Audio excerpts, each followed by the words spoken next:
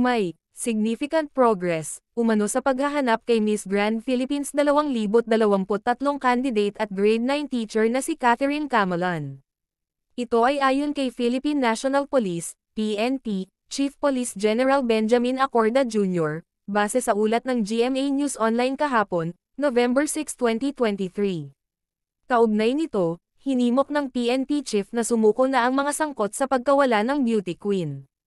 Sabi pa niya, "What can I say? There is significant progress in the investigation.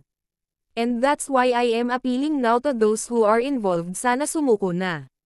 Ngunit tumanggi si Acorda na ay lahad ang mga bagong impormasyon ukol sa kasong iprinisinta ng Criminal Investigation and Detection Group, CIDG.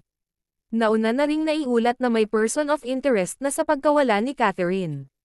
Ito ay isang alagad ng pulisya na di umano'y karelasyon ng dalaga.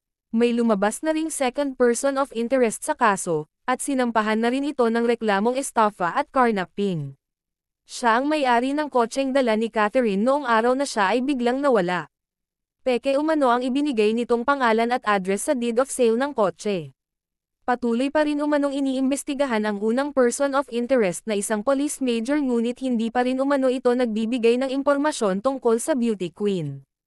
May 250,000 Philippine pesos na pabuya pa rin para sa makapagtuturo ng eksaktong lokasyon ni Camalan. October 12, 2023 huling nakita at nakausap ng mga kamag-anak niya si Catherine. Kung mga ka-cheka, anong masasabi nyo tungkol dito, mag-comment lang sa baba and don't forget to subscribe.